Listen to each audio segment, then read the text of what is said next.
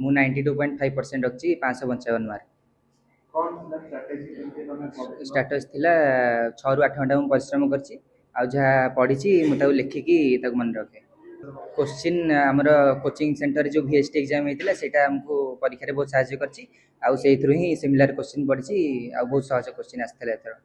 ହଁ, ଆମ କୋଚିଂ ସେଣ୍ଟରରେ ଗାଇଡାନ୍ସ ଦେଇଥିଲେ ସାର୍ ମ୍ୟାଡ଼ାମ୍, ସବୁ ବହୁତ ସାହାଯ୍ୟ ହେଇଛି, ଆଉ ଘରେ ବି ବାପା ମା ବହୁତ ସାହାଯ୍ୟ କରିଛନ୍ତି ପାଠ ପଢ଼ାରେ। ଆଗକୁ IAS ହେବାର ଲକ୍ଷ୍ୟ ଅଛି। ସର୍ବପ୍ରଥମେ ପିଲା ଆମର ଗୋଟେ ପିଲା ଅଙ୍କିତା ବୋଲି, ସିଏ 585 ନମ୍ବର ରଖିଛି, 97.5% ରଖିଛି। ହୁଏତ ସେ ଅଲ୍ ଓଡ଼ିଶାର ଟପର ହେଇଥିବ। ଆଉ ପାଖାପାଖି 15ରୁ ଅଧିକା ପିଲା 90% ରଖିଛନ୍ତି। 500 ଉପରୁ ତ ବହୁତ 30-40 ଉପରେ ପିଲା ରଖିଛନ୍ତି।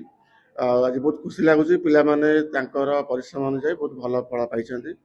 ଆଉ ସବୁ ସାର୍ ମାନେ ମ୍ୟାଡ଼ାମ୍ ମାନେ ବହୁତ ପରିଶ୍ରମ କରିଥିଲେ। ଆମେ ପିଲାମାନେ ପାଇଁ ଲାଷ୍ଟକୁ ମେଣ୍ଟରସିପ୍ କରିଥିଲୁ, VST ଗ୍ରୁପ୍ କରିଥିଲୁ, ପିଲାମାନଙ୍କୁ ପ୍ରପର ଗାଇଡାନ୍ସ ଦେଇଥିଲୁ। ଆମେ ଆଶା କରୁଥିଲୁ ପିଲାମାନେ ନିଶ୍ଚିତ ଭଲ କରିବେ, ଆଉ ଭଲ ବି କରିଛନ୍ତି। ପିଲାମାନଙ୍କର ଖୁସି, ସାର୍ ମାନଙ୍କର ଖୁସି ଦେଖି ମୋତେ ନିଜକୁ ବି ବହୁତ ଖୁସି ଲାଗୁଛି। ଗୋଟେ ପିଲା ସଫଳ ହେବେ, ଯେତିକି ପିଲା ଖୁସି ହୁଏ ତା ବାପା ମା ଖୁସି ହୁଅନ୍ତି, ତାଠୁ ଗୋଟେ ଗୁରୁକୁ ଅଧିକା ଖୁସି ଲାଗେ। ଆମେ 2 ବର୍ଷ ପର୍ଯ୍ୟନ୍ତ ପିଲାଟିକୁ ପିଲା ପଢ଼େ, ସେତେବେଳେ ଆମେ ଭାବିଥାଉ କେଉଁ ପିଲା ଭଲ କରିବ, କିଏ ଭଲ କରିବନି, ସେତେବେଳେ ଆମର ଆଶା ଥାଏ, 2 ବର୍ଷ ଆଶା ଥାଏ। ସେଇ ଦିନଟାକୁ ଆମେ ଆଜି ଅପେକ୍ଷା କରିଥାଉ, ଆଜି ସେଇ ଦିନ। ତେଣୁ ନିଶ୍ଚିତ ଭାବରେ ଖୁସିରେ କମ୍ ନାହିଁ, ବହୁତ ଖୁସି ଲାଗୁଛି।